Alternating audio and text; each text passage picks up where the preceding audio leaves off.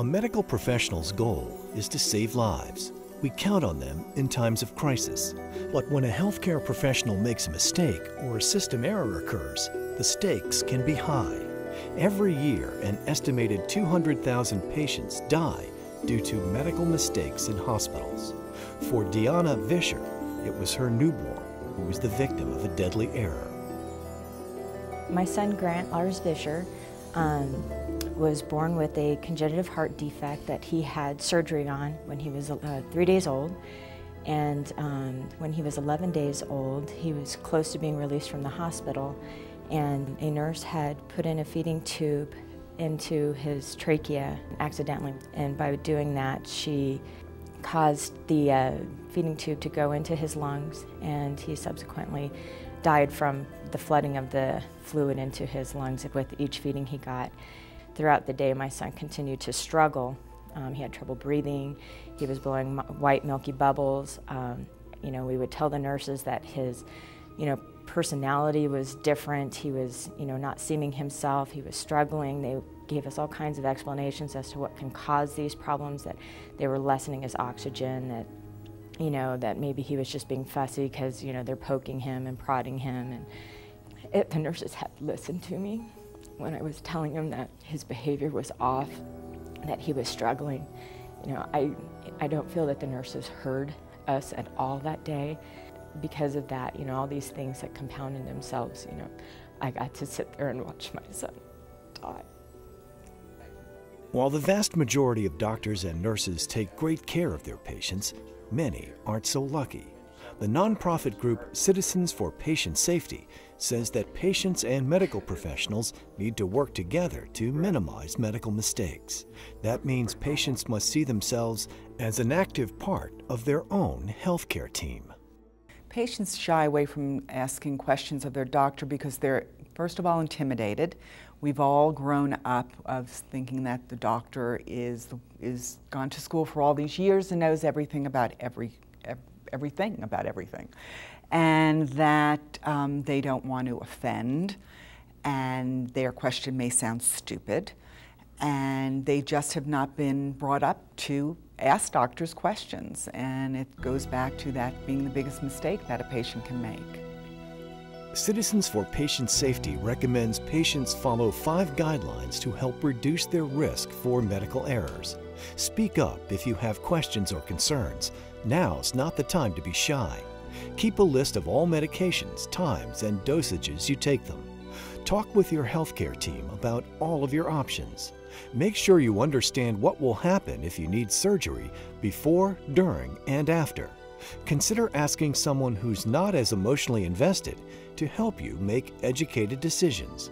Your physician should make the time to discuss every aspect of any procedure with you. If not, this is a red flag. When patients find that physicians seem to be hesitant in answering all their questions, or at least appear to be hesitant to the patient or the family members, I think it's very important that patients and family members re-emphasize their questions. If, however, the patients or family members still believe that their questions aren't being answered to the needs that they have, I think it's very important that they get a second opinion. So it's always good to get a second opinion, and most good physicians will want you, if you have any doubt, to get a second opinion. Most doctors and nurses go to great lengths to protect the health and safety of patients, but accidents do happen. Asking questions and expecting answers reminds them to put you or your loved one's safety first. While we may not be educated in the medical industry, we do know what's happening with us, or we do know our family intimately to be able to speak on their behalf, and so our voices do need to be heard and not discarded. And I think that if nurses and people in the medical industry are educated on these things, it can make a big difference. Citizens for Patient Safety is a global grassroots organization dedicated to minimizing deadly medical errors. CPS works to build bridges and respectful partnerships between consumers, the medical community, insurers, and the legal community to improve communication and the quality of health care that patients receive. The mission for Citizens for Patient Safety is not just one. It's a multifaceted mission. One is that we are all consumers, And whether we're in the health profession or not in the health profession, we're all going to be patients at some time. The second mission is that we educate them, that we educate consumers to speak, to ask questions, to get a second opinion, to ask their doctor, are there other options, alternatives, to think out of the box. And the third thing we do, and actually two things, is we advocate. So if someone needs a patient advocate, we will go to the hospital with them, and we are support. So if someone needs support as far as getting a referral, helping someone find out about their doctor's background, or just emotional support of having someone to talk to. Patty Skolnick founded Citizens for Patient Safety after the tragic death of her son, Michael, who underwent what turned out to be unnecessary brain surgery. Michael had fainted, and after hospital tests were inconclusive, she took him to a local neurosurgeon for answers. He handed us the CT scan, he held it up, and he said, "You see this little dot?" And we said, "Yes." He said, "Well, that's a colloid cyst, and his ventricles are enlarged, and he has hydrocephalus, and we need to put a drain in his head right away to relieve the pressure, and then he has to be operated on within 48 hours. There were no options in our mind. This is what he said had to be done, we needed to do it, and that was that. So we did.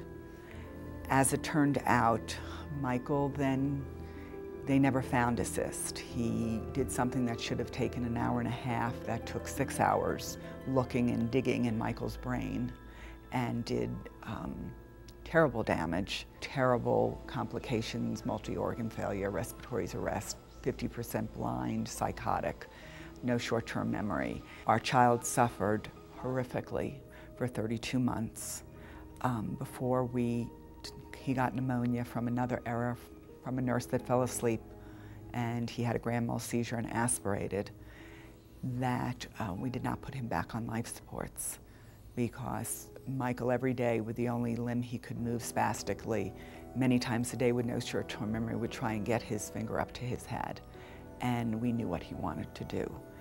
After the operation, I started doing a little investigating about Michael's surgeon. I found out that he had medical malpractice in other states. I had checked on the Board of Medical Examiners website, and his record just said, you know, name, rank, and serial number. So I went to see them and say, why didn't we know about this? Why doesn't the public know? You can find out about your car with Carfax, but you can't find anything out about your doctor. Since Michael's death, Patty and her husband David have worked tirelessly to put patient safety first.